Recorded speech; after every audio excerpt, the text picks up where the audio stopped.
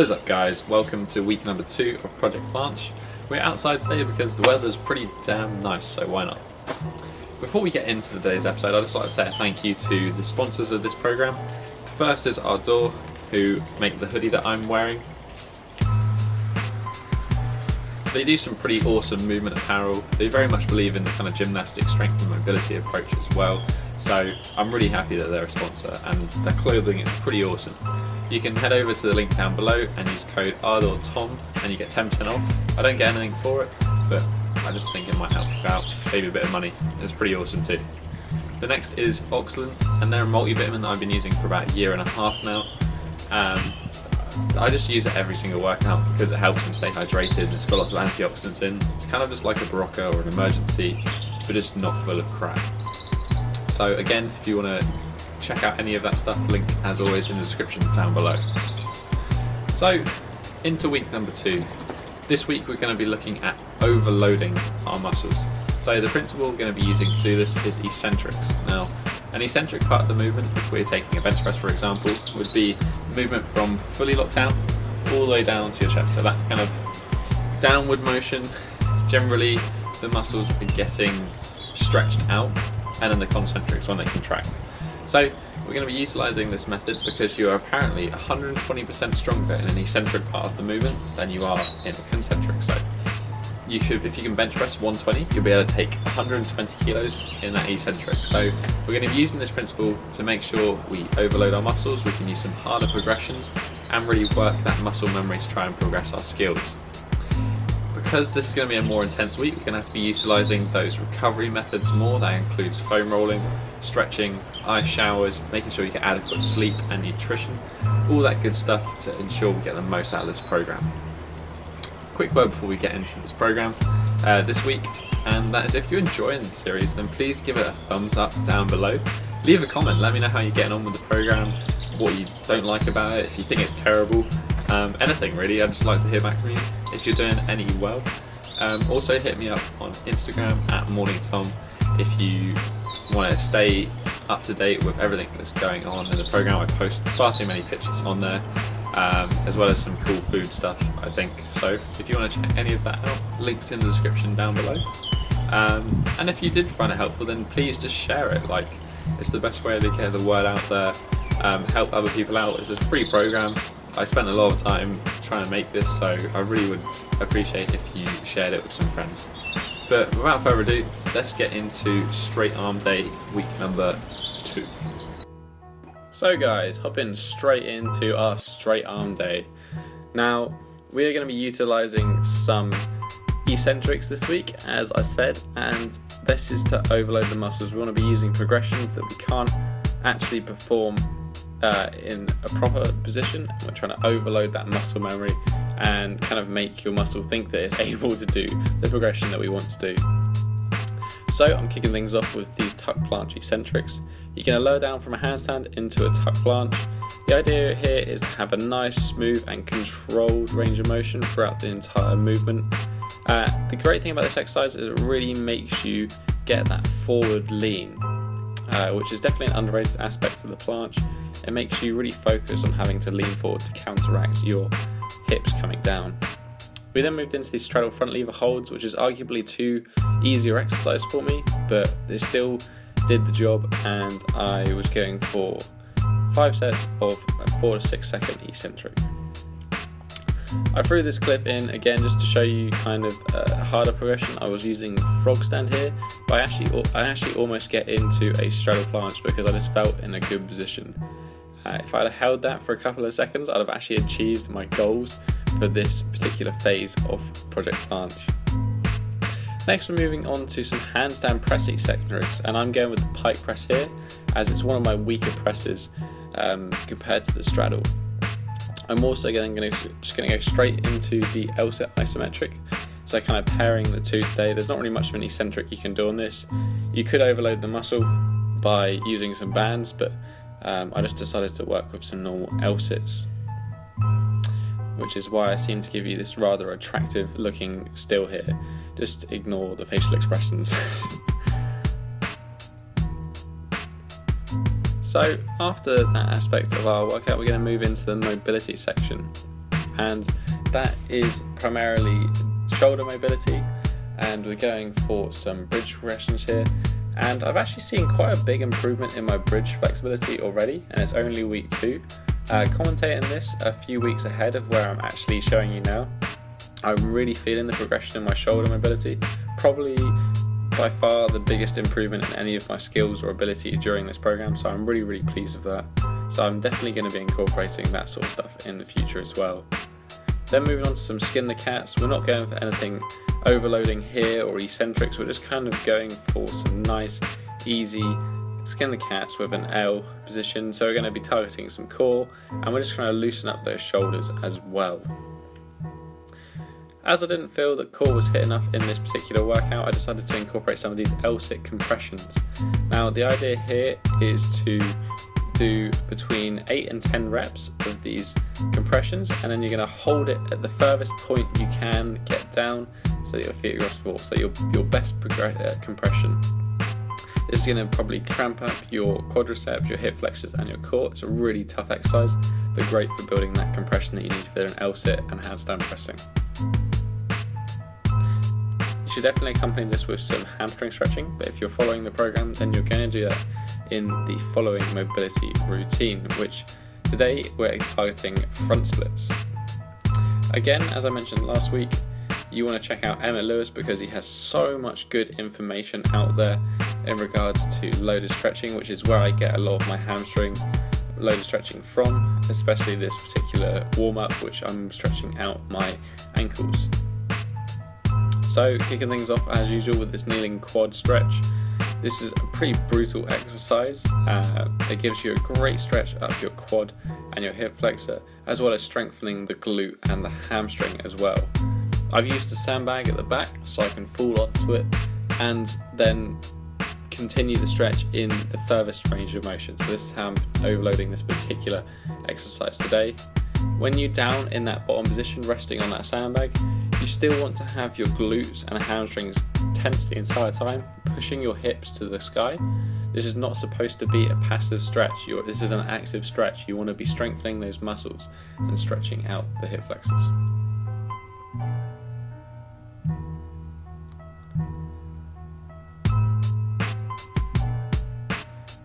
After this, we're going to be moving on to the hamstring pulses. Now this is where I got a lot of influence from EMMET Lewis. 72 is a number from a martial arts textbook. I'm not sure why, but it seems to be working. I managed to get elbow to toe within the first set, about 30 reps in on this week, and I actually managed to get my elbow to toe on the left side as well, which is a bit tighter for me. So I'm really happy with the direction that this flexibility is going. I know for a fact that this method works, and it gives you long-lasting flexibility as well, because you're not just stretching out tight muscles, you're building strength, so you're getting stronger in that range of motion, and that's the whole principle of loaded stretching. Again, if you want to learn more, link in the description down below to EMMET Lewis. He's pretty awesome. And then the clip that I forgot last week, and that is front split holds. Now these are a loaded stretch in themselves simply because you're supporting your body weight. If you can't support your body weight, then use your hands to assist. I'm really happy with how my front splits are looking. This has been 2 years in the making. I couldn't touch my toes 2 years ago, so it's been a long road down since. Unfortunately I can't say this program has benefited my front splits as of yet, but I should have thought that with the hamstring and hip flexor training that they should improve over the period of the program. But that is it for straight arm day, guys. We're now going to move on to the next day in the program. Right guys, so we've just finished that workout. As you can tell, I'm a little bit ill, so my performance was kind of hit and miss. It was an overload day today, so going for lots of eccentrics, trying to overload the muscles, work those patterns. I'm going to get some sleep because I want to get rid of this illness. It's not enough to stop me training, but it's just a bit annoying really. So I have my post-workout shake, and I will see you in tomorrow. So we're back with dynamic day and moving on with the eccentric pattern. We're working the first set and we're going for these kind of 90-degree push-up eccentrics. Now this is kind of related to our bent arm goal as well, but it's also going to be working that bent arm straddle position, which is something that probably doesn't get enough attention as well. So I thought this was a good exercise to throw in, and we're going to be supersetting that with these front lever pulls to rows. Now the reason I'm overloading the muscle here is that I'm using the momentum from the pull up to assist in the row. So it's not an eccentric as such, but it is an overload because I'm using a slightly higher progression than I could do normally, and it's also additionally hard because of the fact that you have to pull up your body weight as well. Another angle here just to show you guys. Another reason for doing this is kind of just for improving planche body position as well, improving those hips, and then just the feel of where I am in the movement. And again, another angle for you guys with the pulls to rows. I haven't seen many people do this exercise before, but I really get sore after that exercise, so it's well worth introducing if you haven't already. Then I'm going to be working some more ring muscle ups. Again, as I've said previously, I'm having to do these in an L sit simply because the place I'm working out is not big enough, but it just makes it a little bit more of a challenge, so not necessarily a bad thing, although I am struggling to get 3 reps, but as I mentioned previously, this is a weak point that I'm trying to improve. I seem to forget while doing this that it's more about technique than it is about power, so I'm trying to sort of do it somewhat dynamically and powerfully, but at the end of the day it is more about technique. We're then going to be doing some ilioportal bridge rotations. This is not going to be overloaded because there isn't much point. We're just trying to get some mobility gains, just as the t-shirt implies, which again is from our sponsor Ardor. If you like the t-shirt, then go check them out. As I said, discount link in the description down below. I'm really happy with my progression with these dynamic bridge exercises. I really do like this exercise. It kind of works both your lower body and your upper body as well, having to stabilize as you're twisting in that movement.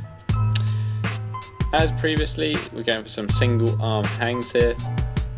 The only difference here was that I was kind of just going for really full out rather than just like kind of 75% max. This was max as long as I could hold, and I actually managed a 1 minute hold on my right arm, which you should be able to see, but the camera didn't focus in time.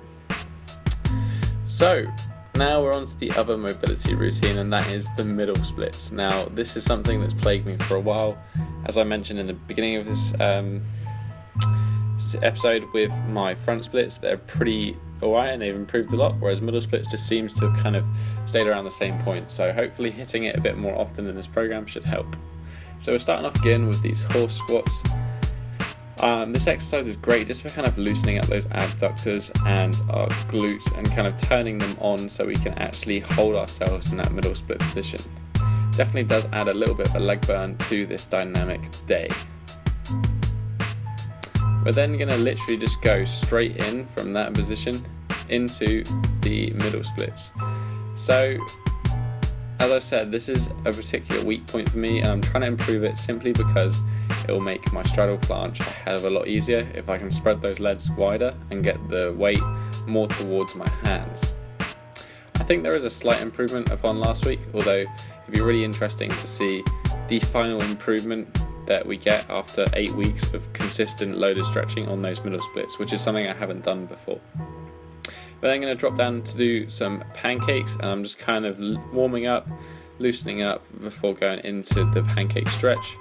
You want to hit, I didn't actually do the reps here, but you want to go for 3 sets of 5 to 10 reps before holding in the furthest position you can get to.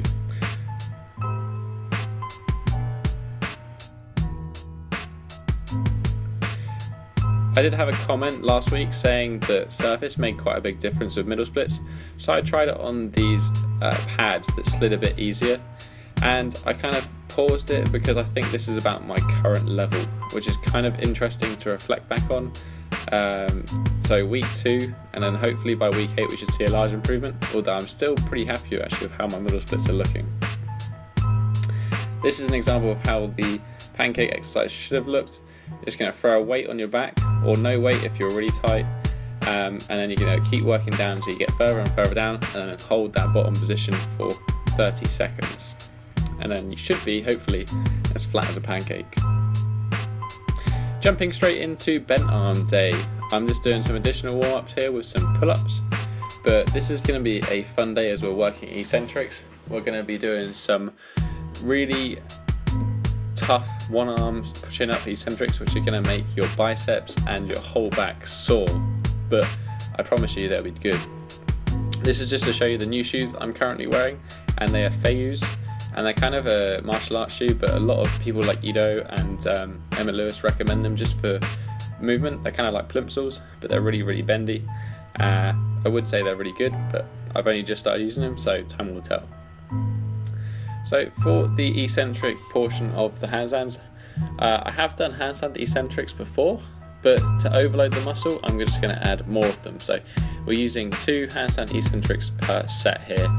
And this was actually proved to be a really tough amount of volume for me by the time it came to the end of those 5 sets. Then we move on to the ultimate one-arm chin-up eccentrics. I was actually pleased with how controlled I was able to be, especially with my right arm. My left arm was a little bit weak in the lower portion of my one-arm chin-up. But I actually managed a 12-second eccentric, which is way over what I should have been going for. But it's definitely going to help. I don't see any negative in doing that, apart from how sore I'm going to be the day after. As for the left arm, you'll see that it's a little bit weaker, especially in that bottom range of movement, so it may be worth just doing some one-arm scapular raises or something at a later point just to kind of balance that out. As you can see, I kind of almost dropped down at the end there, but I still managed a 9-second eccentric with my left arm. Next, for the dynamic bent arm day, we're going to be doing these overload push-ups or mechanical advantage push-ups. We're going from a tuck planche into a straddle planche. This will make ultimately the push-up easier, but you're able to get into a more challenging position at the bottom, thereby overloading the muscle. It'd be nice if you could push up from here, and I'm sure if I used a band, I probably could push back up, but for now this is a good progression, and it definitely did feel like absolute destroying my shoulders. Next, we threw in some ice cream makers. Now this is a gymnastic exercise for improving the front lever. You're essentially going up from a locked up push-up position and then dropping down into a front lever. This is great just for building lots of muscle memory in that full front lever position, as you're kind of just constantly dipping in and out of that position. Next, onto the bridge push-ups. Now, as I said earlier, I'm really feeling some big gains in mobility with my bridge and shoulder mobility. And as you see, when I get to the end of this set, my bridge doesn't actually look too terrible, which I'm quite pleased about, considering it has been a big lacking point for a long time in my repertoire. Just here, as you can see now, I'm actually somewhat pleased with that position. It's looking good.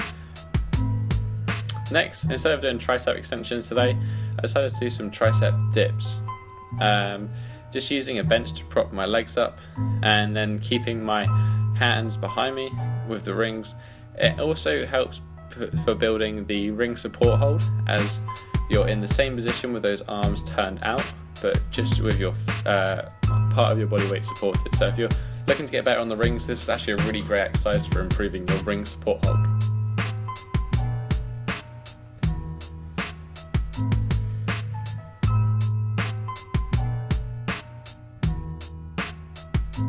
So guys, we've just finished the workout. I'm sat in the sauna after day 5, which is bent arm day. I just wanted to share with you guys a recovery technique that I'm using. So I'm going with 10 to 15 minutes in the sauna, which releases heat shock proteins, which is super good for boosting immunity. There was a study that showed people who used the sauna 4 times or more a week had like a 50% lower risk of cardiovascular disease and loads of other things. So I'm just sweating out in the sauna post-workout to relax.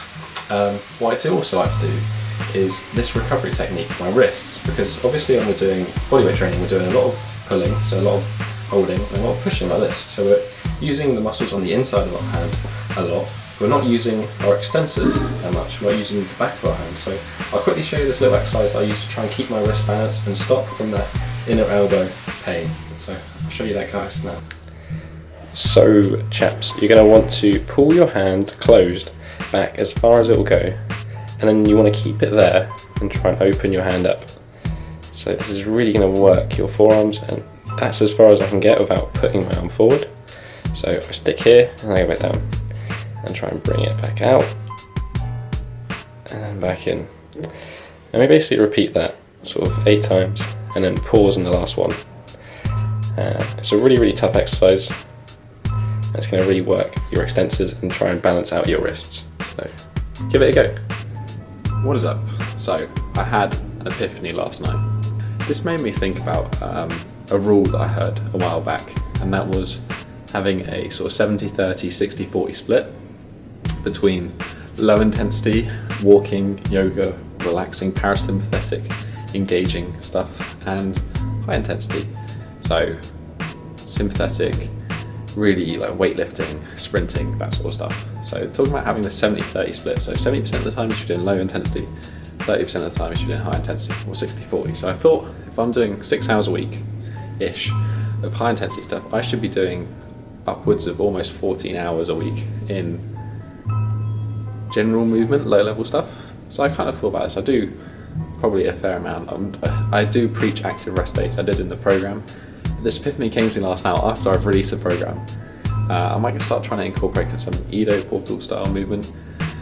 So really low intensity stuff, really relaxing stuff, but kind of focused around planche, focused around my goals, so shoulder mobility, planche, and see if that helps grease the groove. Try and just do some QDRs, which are kind of these bent arm planche things, but they're not intense. They're just working that muscle, improving that muscle memory. So I'm going to show you guys a few snippets now. It is a lunchtime at work. I've got leg day after work. So I'm not going to do anything too intense, as I said. It's low intensity. It's just moving.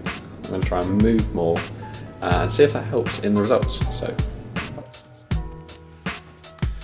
guys, I don't claim to be an expert when it comes to this sort of stuff. I'm just playing around and having fun. I'm just kind of starting off with a little bit of mobility stuff. The Edo Portal Squat Clinic, which is actually the warm-up to all of my exercise and workout routines. And then some of these kind of like sideways lateral movements. Again, I don't really know what I'm doing. I'm just having a play and having fun. Just kind of just moving around and just, you know, enjoying it and seeing where it takes me. Although I did decide to make up like a little flow.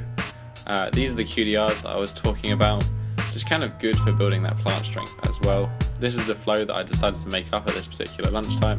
It involved the backwards roll into what's called a quarter cap in, I think, and then into this low or high rotational bridge. I was pretty pleased with it, but again, I don't really know what I'm doing. So jumping into the lower body day, and following along these kind of movement and weirdness lines, I'm starting off just with some balancing and some single leg squats on a balance board for some reason. I think it was just more for just a bit of fun and see if I could do it than anything, just before hitting into the hard stuff. So I'm trying something different today. I can't really do proper box jumps in the gym.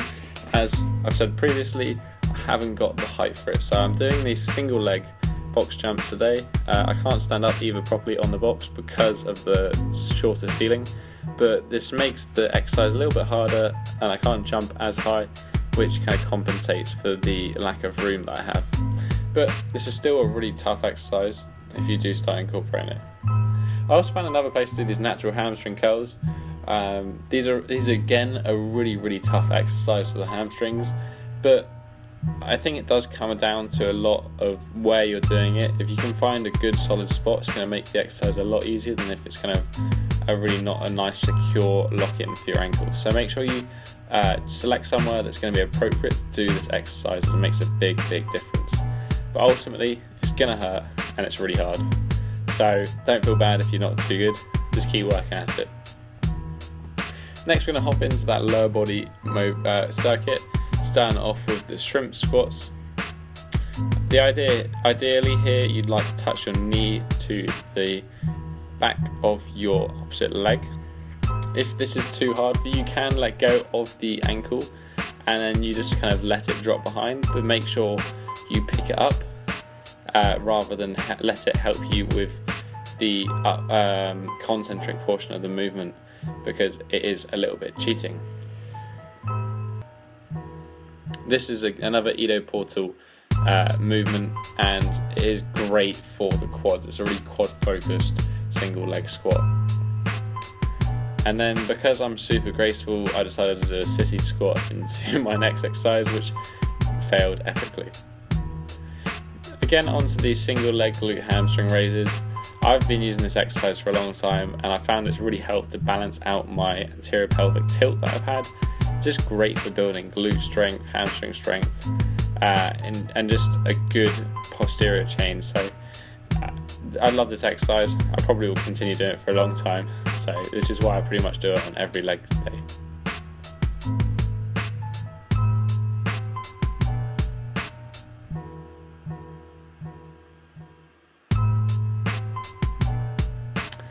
Then into these Cossack squats, and I saw a couple of videos on like Instagram and stuff of Hunter Fitness doing these Cossack squats with just kind of balancing the bar on your back to really make sure you're staying level.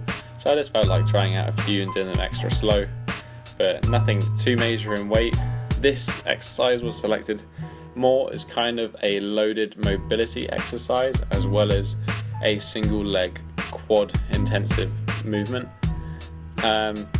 I found the Cossack squat really useful just for opening up my hips and stretching out my hamstrings in a dynamic way. However, the sets do seem to go on for literally like 2 minutes when you're doing 8 to 10 reps.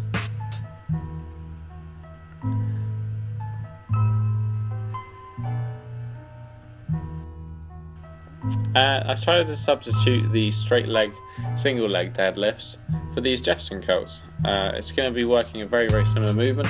However, the Jefferson curl is a nice loaded stretch that I've been working on lately. I'm only using a lightweight here, which is 10 kilos, but it's definitely enough to fill the stretch. I did move up eventually to quarter body weight, 20 kilos for 5 reps.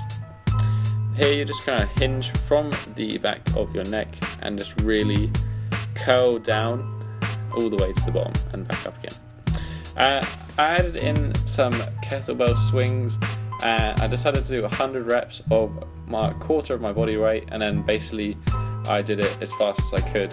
I didn't really feel like I had a good leg workout on this leg workout. It didn't feel, I was a bit disappointed with my box jumps, as well as a couple of other things in the workout, so I decided to add these in at the end just to add a little bit extra volume and challenge to the workout, as I just wasn't happy with it. It also added a bit of an endurance aspect to it. I think I managed to do it in 2 blocks of 30 and then 2 blocks of 20. Can't really remember, but I managed to get it under 5 minutes, which I'm pretty pleased with. Not sure if this is a good time or not, but it definitely was tough.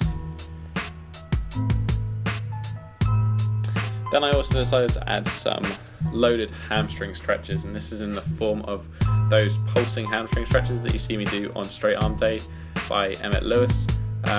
As you can see, I was straight into the elbow to toe here, and that may have been because I had a little bit of a head start from those Jefferson curls, but my hamstring flexibility is feeling really good at the moment, so I think this routine particularly is definitely working its wonders.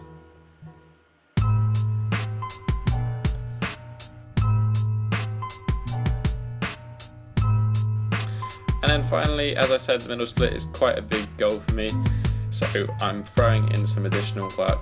I was feeling a little bit stiff today, so the progression isn't quite as good, although I did think it was worth putting in and working it. But that's kind of wrapping up the end of today's lower body day. I will catch you guys next week. Good luck and enjoy the program. That is it, guys, for week number 2. I hope you've enjoyed this episode.